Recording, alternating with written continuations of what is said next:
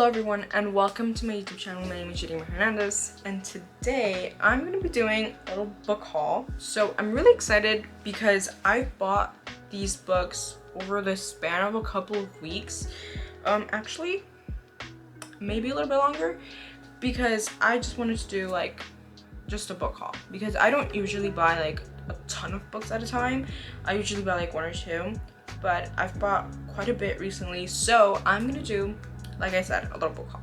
Okay, so we're gonna start off really strong, and we're gonna start off by The Picture of Dorian Gray by Oscar Wilde. I think it's Wilde. Oscar Wilde. I don't know. I'm sorry. But I really want to get started on reading classics, and I don't know. I saw on TikTok that a lot of people love The Picture of Dorian Gray, so just knowing that a lot of people love this book will makes it a little bit easier for me to feel comfortable going into reading classics, because I know that classics are a little bit harder to understand than regular books just because of the way they're written and literature and all of that.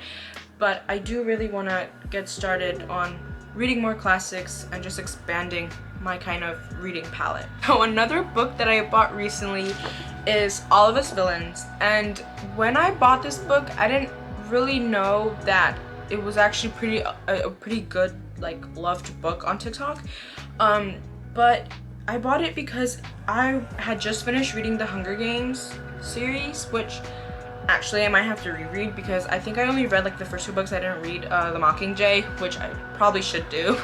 But I had just finished reading the first Hunger Games book, and I was looking for a Hunger Games type book, and I came across this book, and I'm gonna read you guys the synopsis just so that you kind of get the feel of the book. And it says, every generation, at the coming of the blood moon, 7 families in the remote city of Ilvernath each name a champion to compete in a secret tournament to the death. The prize, exclusive control over a hidden wellspring of high magic, the most powerful resource in the world, one thought long depleted. But this year, a scandalous tell-all book has exposed the tournament and thrust the 7 new champions into the worldwide spotlight. The book also granted them valuable information previous champions never had, insight into the other family's strategies and weaknesses. And most important, it gave them a choice: accept their fate or rewrite their legacy. Either way, this is a story that must be penned in blood.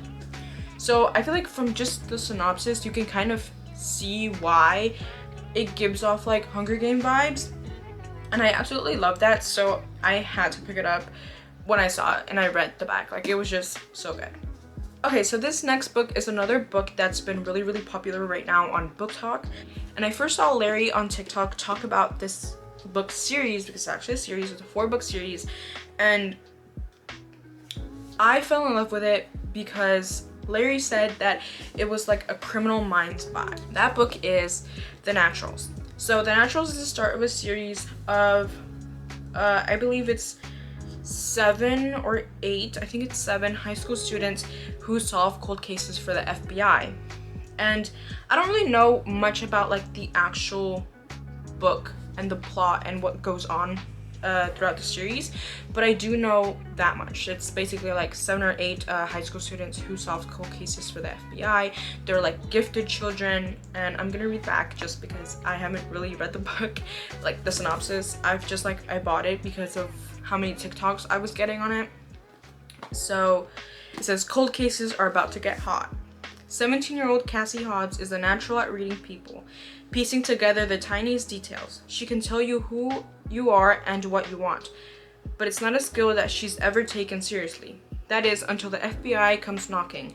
They've begun a classified program that uses exceptional teenagers to crack infamous cold cases, and they need Cassie. What Cassie doesn't realize is that there's more at risk than a few unsolved homicides, especially when she's sent to live with a group of teens whose gifts are as unusual as her own. Soon, it becomes clear that no one in the Naturals program is what they seem, and when a new killer strikes, danger looms close. Caught in a lethal game of cat and mouse with a killer, the Naturals are going to have to use all their gifts just to survive.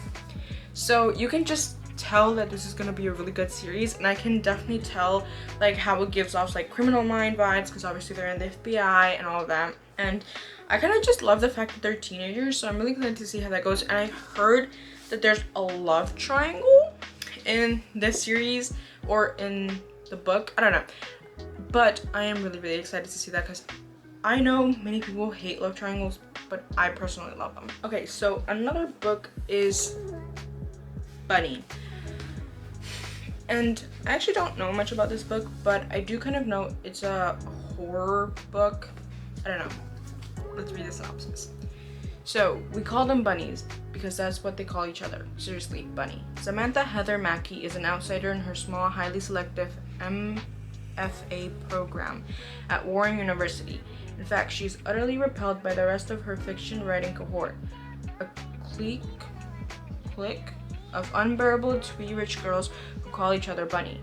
But then the bunnies issue her with an invitation, and Samantha finds herself inexplicably drawn to their front door, across the threshold and down the rabbit hole. So it says, blending satire with fairy tale horror, Bunny is a spellbinding trip of a novel, one fiction. Yeah, so I think it's just like a horror book set in like, like, I don't know if dark academia is what this book gives off. I don't know, but I heard that a lot of people loved Bunny, so I picked it up. Okay, so this next book is Things We Never Got Over by Lucy Score, and this book I've heard so many good things about, and people that absolutely have loved Things We Never Got Over. Now, this is a little bit of a thicker book, but it's honestly really not that long. And it's a grumpy meets sunshine kind of trope, I believe. And I love that. I absolutely love that trope so much. I don't know.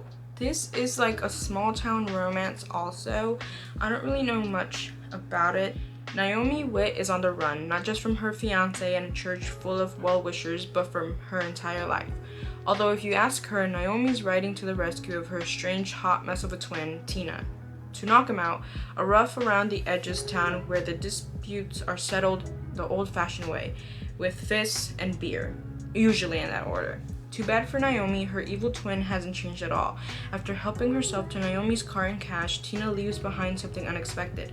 The niece Naomi didn't know she had. Now she's a guardian to an 11-year-old going on 30 with no car, no money, and no plan.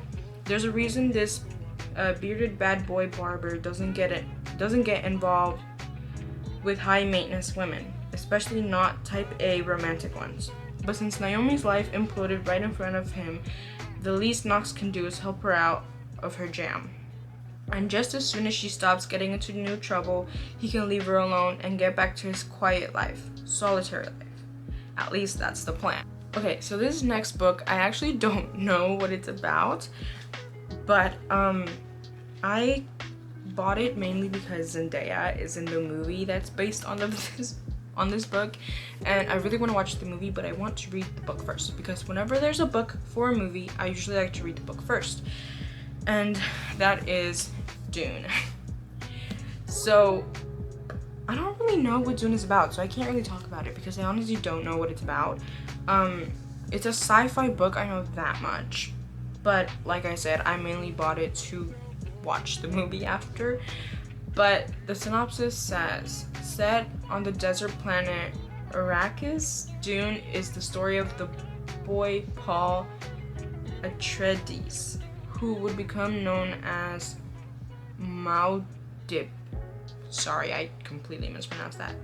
And of a great family's ambition to bring to fruition humankind's most ancient and unattainable dream. So, yeah, honestly, I don't know what it's about, but I heard that it's a good book. So I'm not like, I heard that it's a good series that's a little bit slow in like the first 100 pages, but I am excited to read it and just kind of see how much I like it. Okay, so the last book, last but not least, is another book by Jennifer Lynn Barnes, who wrote The Naturals, and it is Little White Lies. So this book is, I think, a trilogy or a duology. I'm not quite sure. I think it's a trilogy though.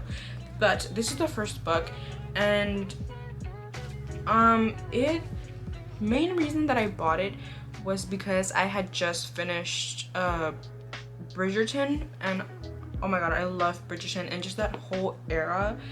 And I also read the first book of the Bridgerton series, The Duke and I absolutely loved it. So I don't know, this was just kind of in that, it gave me that type of vibe, because let me read you the synopsis.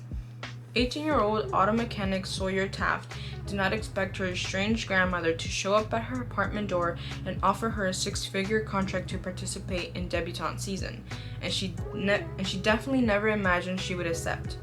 But when she realizes that immersing herself in her grandmother's society might mean discovering the answer to her biggest mystery of her life, her father's identity, she signs on the dotted line and embraces herself for a year of makeovers, big dresses, bigger egos, and a whole lot of bless your heart. The one thing she doesn't expect to find is friendship. But as she's drawn into a group of debutantes with scandalous, dangerous secrets of their own, Sawyer quickly discovers that her family isn't the only mainstay of high society with skeletons in their closet. There are people in her grandmother's glittering world who are not what they appear, and no one wants Sawyer poking her nose into the past. As she navigates the twisted relationships between her new friends and their powerful parents, Sawyer's search for the truth about her own origins is just the beginning. Set in the world of debutante balls, grand estates, and rolling green hills, Little White Lies combines a charming setting, a classic fish-out-of-the-water story, and a sort of layered mystery only author Jennifer Lewis can pull off. Okay, so it's like a mystery, and I guess she's trying to find her father. And the cover of the second book is like done with shovels over like graves. So honestly, I'm not really sure what the first book will bring, but the synopsis definitely is like very drawing, and it definitely seems like it's gonna be a really, really good book. Honestly, it's giving more Enola Holmes than it is Bridgerton, if I really think about it. But it sounds like a really good book, so I'm really excited. So here are all of the books that I hauled today. There's quite a bit. I think there's 7, but they're all really great books, and I hope that I can make some reading vlogs on these 7 books. But thank you guys so much for watching, and make sure that you subscribe and stay tuned for more videos and vlogs.